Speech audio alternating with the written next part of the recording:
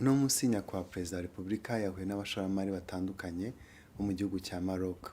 Bishimiye yuko u Rwanda rworohereza ubushoramari kandi banishimira yuko u Rwanda ari amarembo yo muri East African Community muri rusange. Ubundi ntabwo basanzwe baza gushora imari muri East African Community, abenshi bashoraga imari muri Afurika y'Uburengerazuba. Kuza rero muri Afurika y'Uburasirazuba bahereye mu Rwanda ni amahirwe ku gihugu cyacu. Hari imishinga y'ubushoramari yaganiriwe. Iyo mishinga harimo kuba haza abashoramari mu gushyiraho uruganda rw'imiti mu Rwanda.